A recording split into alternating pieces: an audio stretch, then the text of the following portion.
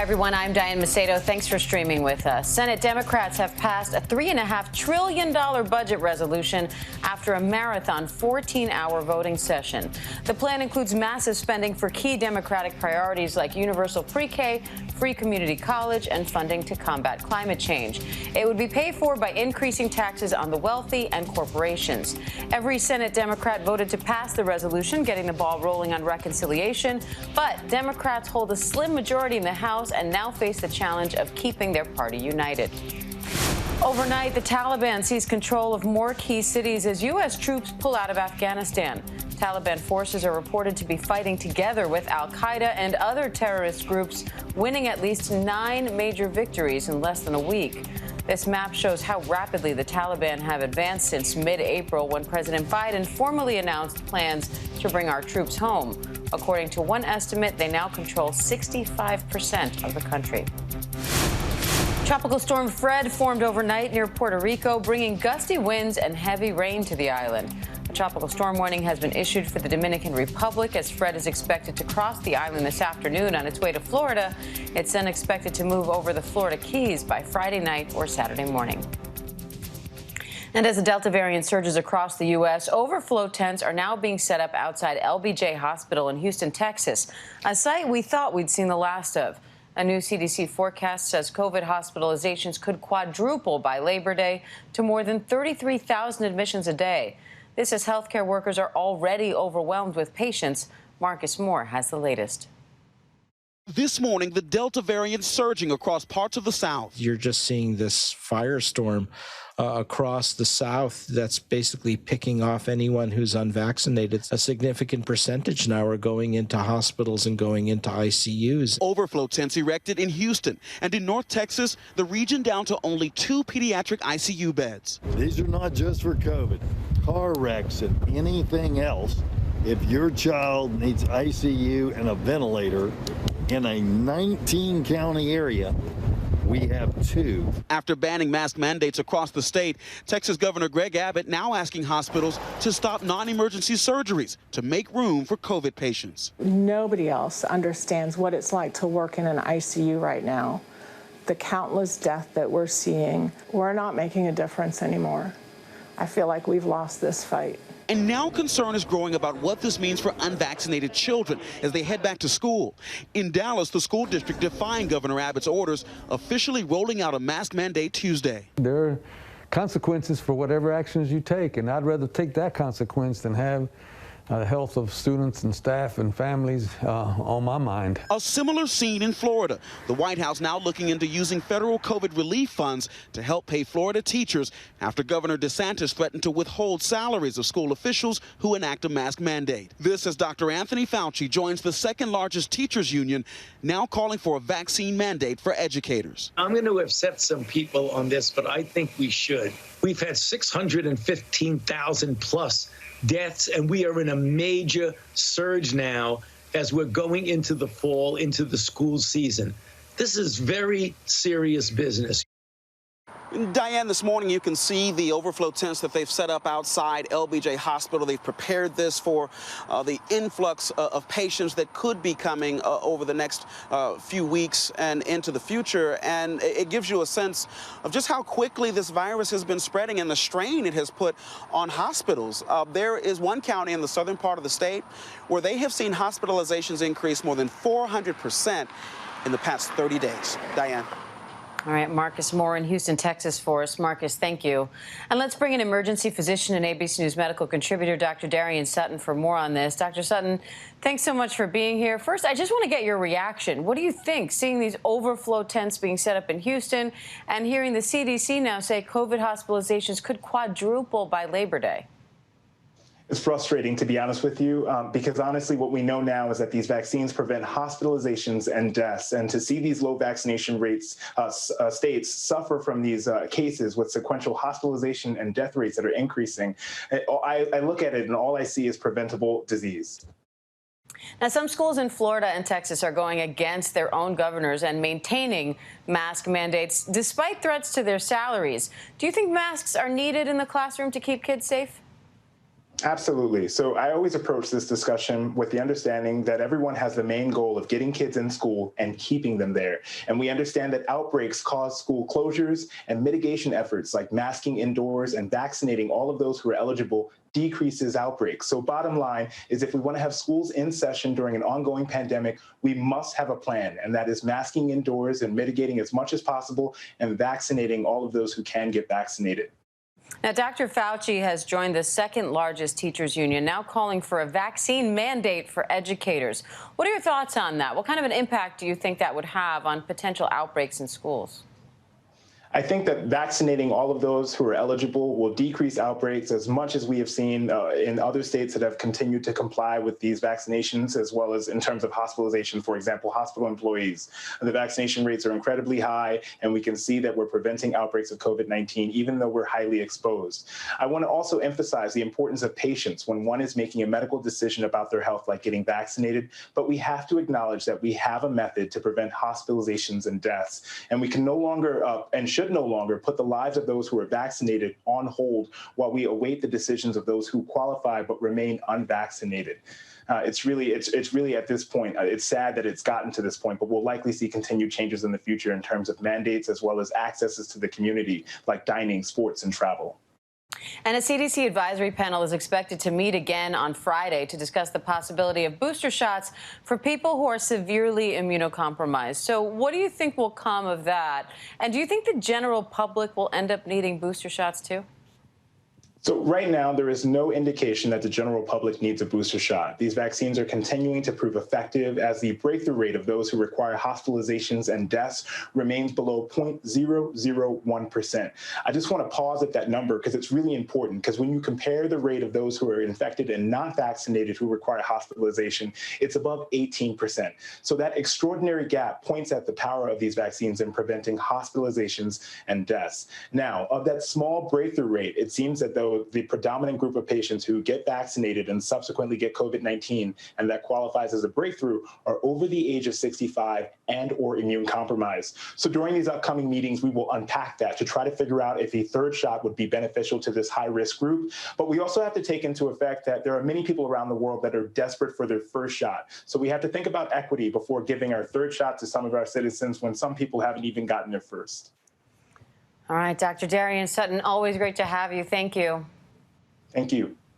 And women who accuse New York Governor Andrew Cuomo of misconduct say they feel vindicated and relieved after Cuomo announced he's stepping down.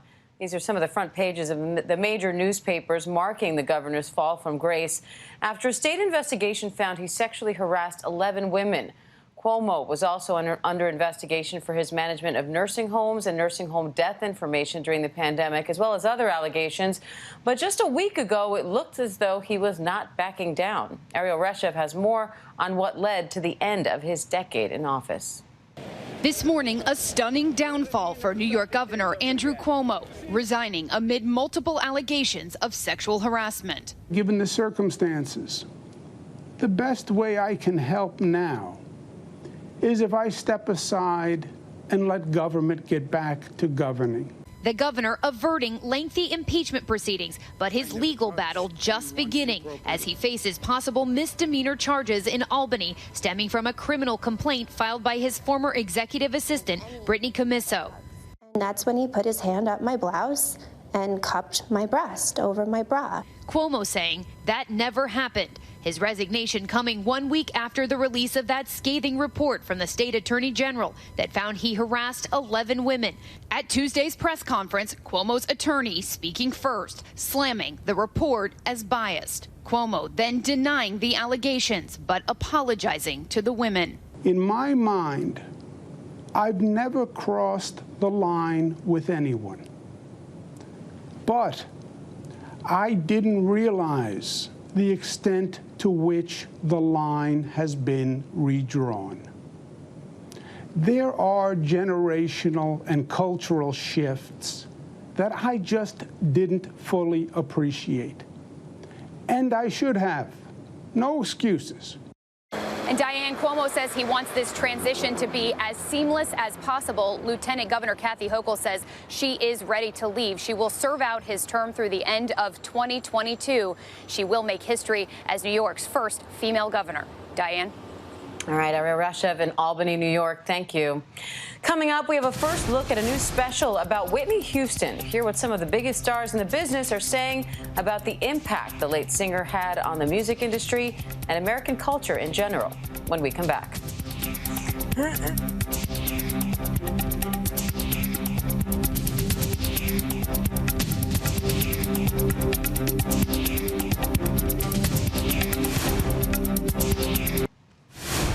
Welcome back to ABC News Live. Legendary singer Whitney Houston, known for hit songs like I Will Always Love You and So Emotional, is argued by many to be the greatest of all time. Now Houston is being featured as part of a new ABC News special, Superstar, examining people who had a huge role in shaping American culture. Here's an exclusive sneak peek of tonight's premiere episode. Check it out. She did not want to be a big star.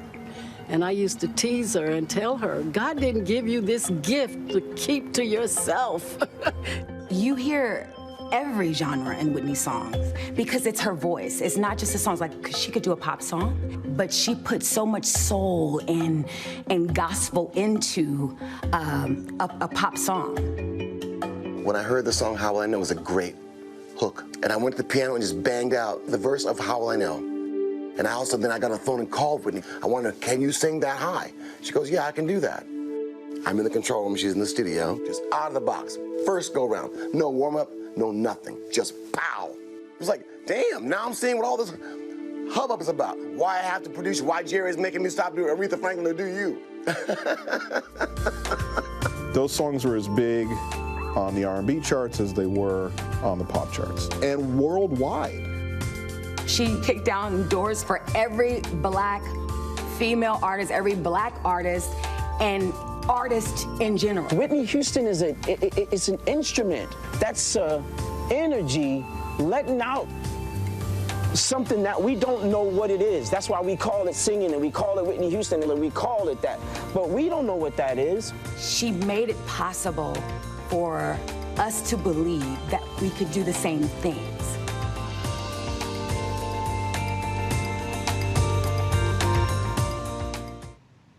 And let's bring in ABC News contributor Larry Hackett for more on tonight's episode, Superstar Whitney Houston.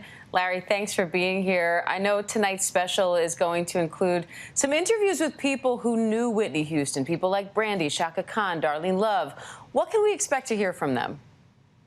How influential she was on their lives, how what she did, both as a performer, the songs that she chose, the fame that she reached, and I'm afraid the tragedy that then followed her. I mean, I don't think you can overstate what a rocket she was in the culture. When you think about all the songs she did, you think about The Bodyguard, you think about the Star Spangled Banner that she sang at the game. She was absolutely ubiquitous. She was wonderful. She was beautiful. She was one of the superstars in the early eras of music videos. That's really how she got over, right? She was just so, if I can use a word that probably sounds like an old man's word, adorable and wonderful and telegenic.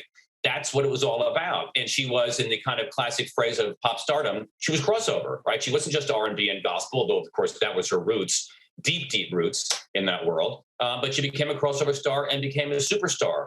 Alas, the last 10 or 15 years of her life were unbelievably tragic. And that tragedy was, sealed with that horrible night at the Beverly Hilton in February of 2012. And Larry, I know that you were actually there at the Beverly Hilton that night. It happened right before the 2012 Grammy Awards. What do you remember? Well, it was surreal. It's really the only way to explain it. I was the editor of People magazine at the time, going to Clive Davis's annual party, which is on the eve of the Grammy Awards. We used to have a big photo shoot there with a lot of the stars who would be performing.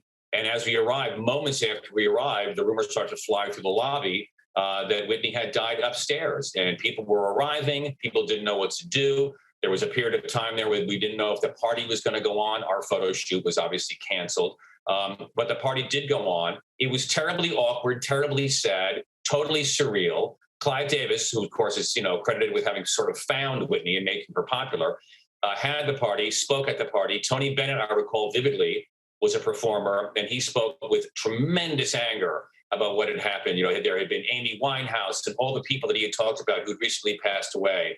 And he was just spitting with rage over what a terrible loss it was. And everyone felt the exact same way. Now, it's been nearly a decade now since that night that Whitney Houston passed away, and her songs are still played everywhere. I think almost any female singer out there is practicing and practicing, trying to sound anything like Whitney Houston. She was that amazing. So how do you think she impacted and continues to impact the music industry? Well, as if you look at the pop charts today, you can see that. You can see it in all the different singers who are out there, whether they're young or old, black or white. I mean, her voice is so endemic. And let me just add that as someone who sings in the shower, men are trying to sing her songs too, failing all the time. She's heard on the radio, she's heard on streaming services. Her songs are timeless and they're wonderful. She has that incredible singular advantage that the second she sings, you know it's her, right? You're not mixing her up with somebody else. There's no auto-tuning here, and you're not quite sure which, new superstar this is. This is Whitney Houston. The songs endure. I'm afraid also that the tragedy will endure, but I think the songs endure, and there are moments, as you listen to those songs where you don't think about what could have been, you think about what was, and that's wonderful. Sure was, and she sure was. ABC News contributor Larry Hackett. We appreciate it, Larry. Thank you. You bet. And superstar Whitney Houston premieres tonight at 10 Eastern, 9 Central on ABC, and will start streaming tomorrow on Hulu. Coming up, potentially toxic chemicals are being detected in water in thousands of communities across the country. Hear what our ABC News investigation found and what you can do to keep your family safe when we come back. Stay with us.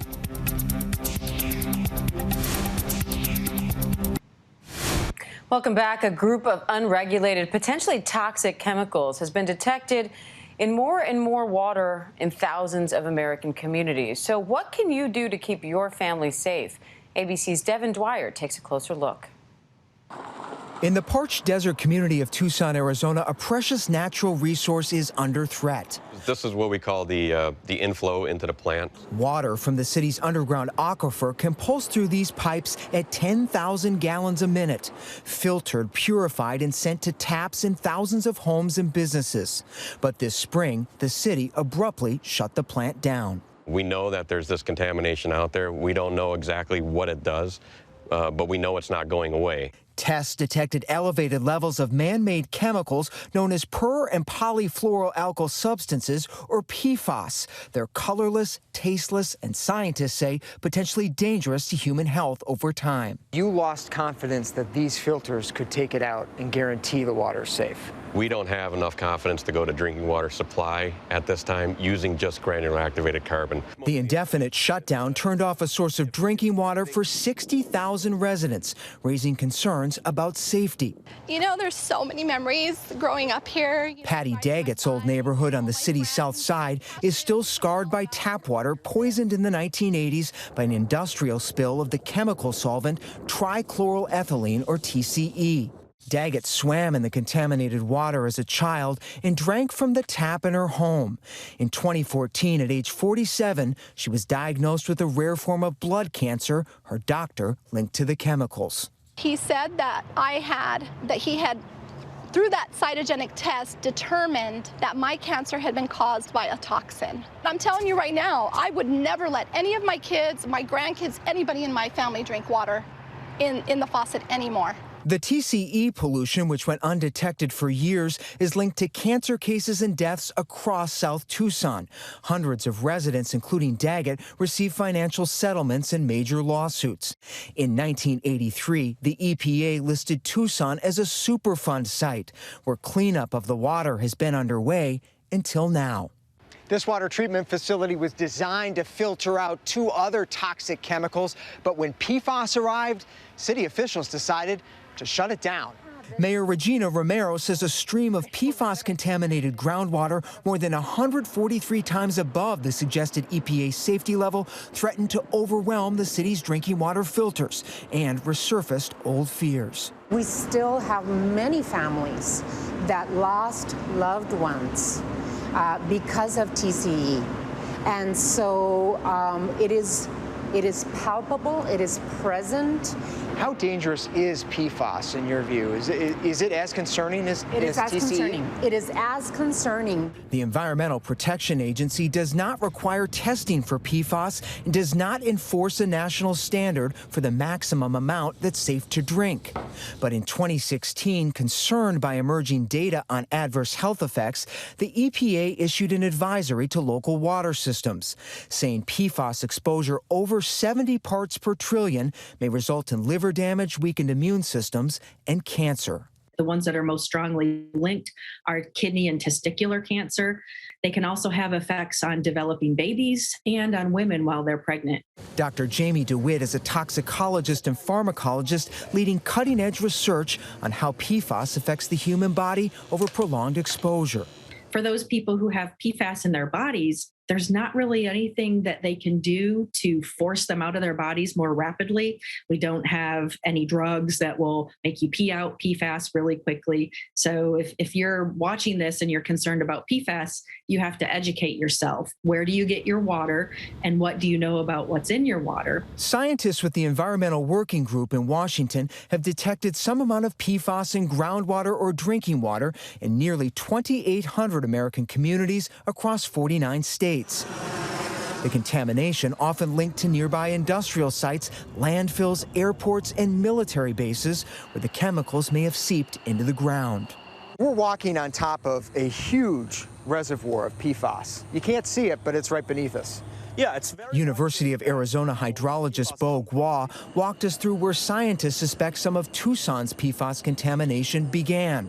He says the heat-resistant chemicals never break down, calling them forever chemicals that leave a traceable trail through the soil. You call this a ticking time bomb of a problem. Yeah, they basically fulfill the characteristics of a ticking time bomb, right?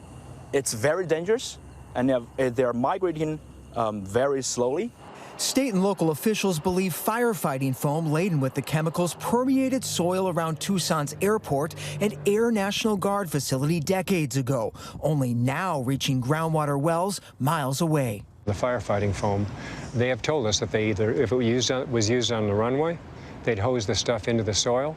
If it was used in the hangars, they'd dilute it and dump it down the sewer system. Councilman Steve Kozacek has been pressing the military to expedite cleanup and remediation, especially as climate change fuels historic drought. We're in the desert. By the way, we're in a 12-year drought in the city of Tucson right now. So there will come a time when the Colorado River water is no longer available, and we're going to be reliant on our groundwater. This map from the Arizona Department of Environmental Quality shows PFAS concentrations in groundwater around 10,000 parts per trillion, far above the EPA's 70 parts per trillion advisory, stretching from the airport to wells that deliver water to the treatment plant. Tucson's Air National Guard's base is one of the largest F-16 training facilities in the world. It's also one of 650 military installations linked to PFAS contamination. The Defense Department says it's investigating the scope of known or suspected contamination at or near hundreds of facilities, but needs more time before it can launch a large-scale cleanup plan. 5 years ago, the military began deploying what it calls a new environmentally responsible firefighting foam, but it's not PFAS-free. Tucson's a bellwether. We're the canary in the coal mine right now. We're saying to every other city in the country, this is an issue if you've got a military base in your community.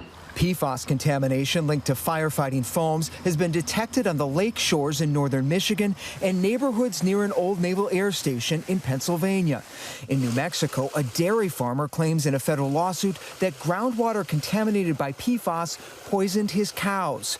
And in March, after a foam spill at this small Virginia airport, PFAS was discovered in the water system of suburbs of the nation's capital. So it's all over this area, and it's in the backyards of people who are working on these issues. Water quality analyst Sydney Evans estimates more than 200 million Americans could be drinking some amount of PFAS in their tap water every day. It's not just localized issues of contamination, that these are issues in big metropolitan areas as well, and that there's still not any testing requirements at the national level. The EPA declined our request for an interview, but told us in a statement that addressing PFAS in drinking water is a top priority and that it's developing a multi-year strategy to deliver critical public health protections. The agency says it's moving quickly while balancing the law, industry interests, and the science. Consumer advocates say EPA's delay in regulating the chemicals is highly troubling. I think that the EPA, we need to hold their feet to the fire, because nothing is going to change. Nothing will go forward until they set those limits. Yolanda Herrera has been advocating for safer drinking water for decades. She says she believes the city of Tucson's assurances that its water is safe and PFAS-free, but says Americans nationwide need to pay attention. They can't just depend on their neighborhood leader or their mayor to make this change. It's going to take all of us together to go to Congress, to go to the EPA, to make the major changes that need to be done. Congress has started to take action. In a bipartisan vote last month, the House approved a bill that would force EPA to declare PFAS hazardous and establish a national drinking water limit, requiring water systems to start filtering it out. The Senate's bipartisan infrastructure deal includes billions to help communities get the job done. The residents of our community should not be left holding the bag of something that they did not create. In South Tucson, Patty Daggett, whose cancer is in remission, worries now about her aging mother, Natalie, still living in the family's Southside home, still washing in the water, but not drinking it. I wish I could tell you how worried I am, because, you know, my mom's been affected, I've been affected, her mom's been affected. All of these families in this neighborhood have been affected. You're supposed to trust the water company, you know? I mean... Do you trust them today? Do you think they fixed it? No, I won't even give my dog... I give my dog bottled water. We don't know who to trust. All right, thanks to Devin Dwyer for that report. And that does it for this newscast. I'm Diane Macedo. Thanks for joining us. And remember, ABC News Live is here for you all day with the latest news, context, and analysis. I'll see you back here at 3 p.m. Eastern for the breakdown. Stay safe, everyone. Have a great day.